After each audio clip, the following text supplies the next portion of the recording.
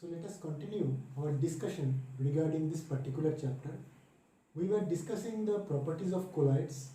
There we have seen the two very well-known property of colloid. One is electrophoresis, another was Tyndall effect. Today I have planned to show some of the virtual lab experiment so that you can understand these two effects properly.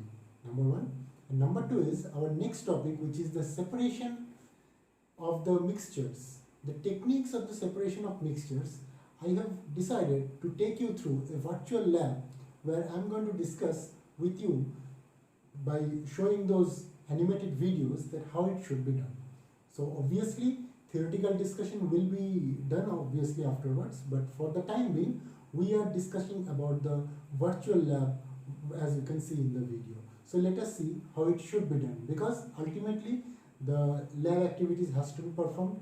Unfortunately right now we cannot do that actually, so this is the best way to deal with this.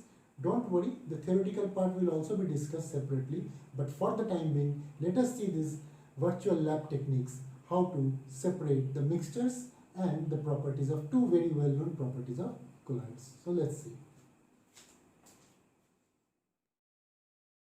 Our first experiment for today, it is for the case of Tyndall effect. So we have to learn the concept of Tyndall effect. See, here it has been discovered by John Tyndall. Here if you pass the beam of light through colloidal solutions, the path of the light will be visible. That is the main concept. So based on that only it has been done. So let's see. For that, 3 beaker has been taken, an equal amount of water, distilled water has been kept inside. So this is simple distilled water. So in these 3 beakers, in the second beaker we have kept little bit of sugar solution, and in the third case we have taken milk. Now let us see one by one. So we are passing this laser beam through the first case where only water is there, and you can see obviously the laser beam will pass through and we can see it on the opposite side, but path will not be visible. In the second case also we will perform the same thing, and while doing so same thing will be observed. See it here, see it carefully, same thing. There is hardly any change, although it is a solution of sugar. In the third case, is there any differences? Whenever we pass the laser beam, you will see, yes, there you can see the path of the light of the beam will be visible, and that is the difference. It is because it is a colloidal solution and this is the Tyndall effect. The path will be visible. What is the reason now? In the first case, the particles which are there inside is the water particles. It's a homogeneous case and the water particles are small enough so that it will not be able to scatter the passing light, the passing beam. In the second case also, although we have taken sugar from outside, but after mixing it forms only one phase, which is the phase of the solvent, which is the water. So here also the homogeneous phase will not be able to scatter the light, and that is why all the concept will remain the same and the characteristic features of the sugar or the solute will be gone. But in the third case, as you know, the colloidal particles are comparatively bigger, so it will be able to scatter the light, as you can see. So whenever the light beam is passed through, the path of the light beam will be clearly visible. So this is popularly known as Tyndall effect, named after the scientist. So here you can see clearly the difference. We have shown 3 of them together. Now the next one is to show the electrophoresis matter. Here the colloidal particle and the dispersion medium is given a system carry electrical charges equal in magnitude and opposite in sign. So dispersion medium and colloidal particle is taken. Now we are expecting that the particles and the medium migrate in opposite direction in an electric field when the field is applied. So if experiments are arranged in such a way that only colloidal particles will migrate and not the medium, the phenomena is referred to as an electrophoresis. But we are going to go a little bit into more details. So The migration of electrically charged colloidal particles in one direction under the influence of an electrical field, as we have discussed, is known as electrophoresis. We have taken a heavily charged battery and we have connected both the ends into the negative and the positive ends. The phenomena of electrophoresis can be demonstrated by an apparatus. This apparatus is known as the U-tube. You can see this U-shaped tube. So colloidal solution has been kept into the two arms of it, and on both the side water has been kept. You can clearly see the boundary lines, isn't it? You see it? Now, two platinum electrodes are inserted in water in the two arms of the U-tube and connected to a high voltage battery. So here it is clearly mentioned which one is what. On the left hand side the negative, and the right hand side the positive electrode is being prepared. Now when an electric field is applied, we can see the boundary falls gradually on the negative electrode and moves up on the positive electrode on the right hand side. You can see negative and the positive electrode, you can see it is moving on to the opposite side. Then the particle migrates towards the positive electrode and they are negatively charged.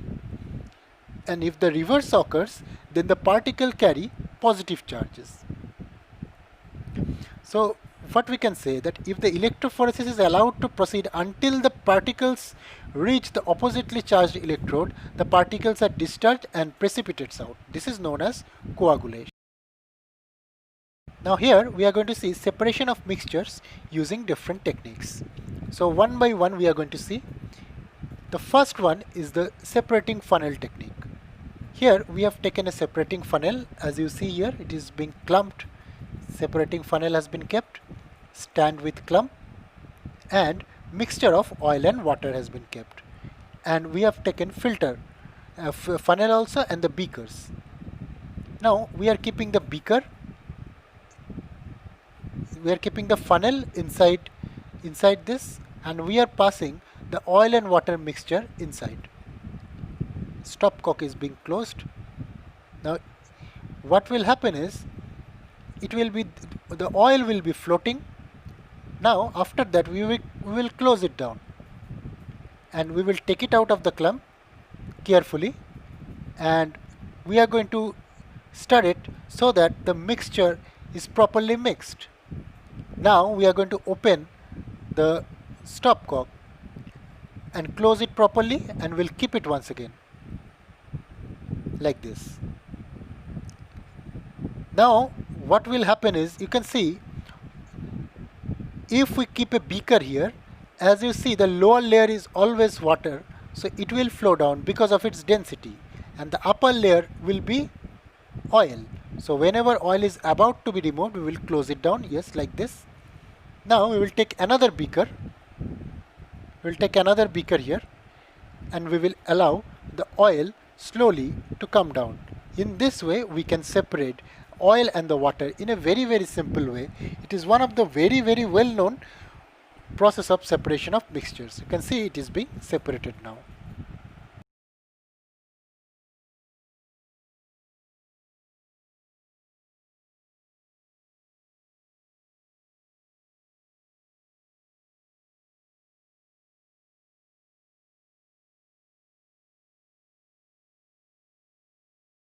Simple distillation technique, where we are going to take acetone and distill water, stand with clump and heating mantle, and we will take porcelain chips. Here you see acetone and distilled water is there. We are keeping it together in a round RB flask, we call it round bottom flask, and we are clumping it. We are using this clump, and there is a heating mantle. We are keeping it here for heating. Now there are porcelain chips which we are going to use so that even when we heat, the liquid is not going to bomb. Now here the distilling head is kept. We'll lock it properly. This is called thermometer adapter, so that we can keep a thermometer steadily. Here you see, steadily over there. Now this is a very well known and costly apparatus known as water condenser. We'll carefully close it down like this on this end, and this is called vacuum adapter on the opposite side of the condenser. Then we will keep another RB, or the round bottom flask, on the other side of the condenser, and there will be some ice box over here to condense further. Now with one of the pipe we will allow the tap to be attached with the condenser so that the cold water can come, and on the another outlet there will be another pipe which will allow the water to go away. So one inlet, one outlet. Now we will allow the tap to open and the water will come inside, and after that the water will go away also through the condenser. Now we are going to heat it in the above 56 degrees Celsius in the thermometer. We are going to heat the mixture. So acetone, as you know, will be having the lesser boiling point.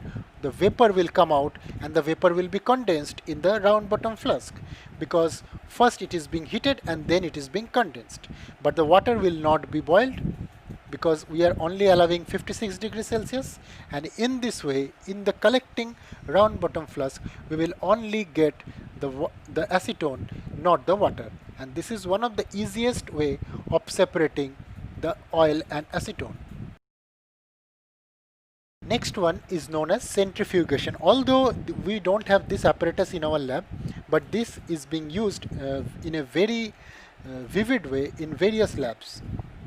So this is called a centrifuger, where these are the caps of the centrifuge head, we call it, and there we can keep the milk in one of the sides of the centrifugate, and in another of the such caps we will keep only water, and we will close it down, we will keep it just on the opposite side of the previous cap, previous tube also, centrifuge tube also we can say.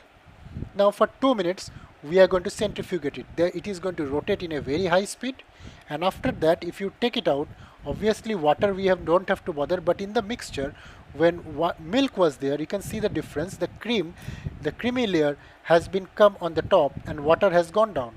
So this is the basic difference. It is being separating the two kind of things, the creamy layer and the water. And this is the major role of the centrifugation. Next is chromatography. Here this is a new technique. So we take mixture of red and blue ink, isopropyl alcohol and water, and we have taken water, the white strips also, and we have taken a scale and some capillary tubes. First we are going to keep this paper and we are going to draw some lines above the 4 centimeter from the base. So we have drawn that line, and there will be a bisector like this, and just point wherever these two lines are going to bisect going to intersect, there we have kept one point. Now we will take the capillary tube, we will put it into the mixture of red and blue ink, and with the help of capillary action some of the liquid will come inside. Now we will allow the drops to fall over here in the paper, as you can see. As a result of it, the mixture will now be on the paper. This is actually the paper chromatography. We will take little bit more amount like this on the paper. Now we'll take some amount of distilled water into this measuring cylinder, and with the centrifuge in chromatography chamber we are going to put it. Similarly we are going to take little bit of alcohol, isopropyl alcohol, and we are going to keep the same in the chromatography chamber like this. Now the paper, we are going to mix it first. We are going to mix it, the water and the isopropyl alcohol. So this is our solvent. Now we are going to take this paper where we have kept the mixture like this. We will immerse it. Now with the help of, we know that the capillary action will allow this water and it will rise. It will rise through this paper. You can see it is, the solvent is rising, and after some amount of time, say for 10 minutes, when the solvent has risen to the maximum amount, we will stop it and we will take out the paper. When we take it out, if you see carefully, check carefully now. Now this is the total amount that the solvent has risen. So from the baseline, and this is the where the blue ink is, and this is where the red ink is. It is being separated. So 15 centimeter is the total distance from the baseline. 14.7 is for blue, and 13.2 is for red. So this is called the RF factor. With the help of that, we can calculate the distance traveled by the solute from the original line and the distance traveled by the solvent from the original line. With the help of that, we can actually calculate, you see here in the next table, with the help of RF value, we can calculate how much the blue ink or the red ink has traveled. So you can see the distance traveled by the solvent and the distance traveled by the component. This will let you know actually how much separation is being done. You can see clearly there are two different values, and accordingly we can separate these two components.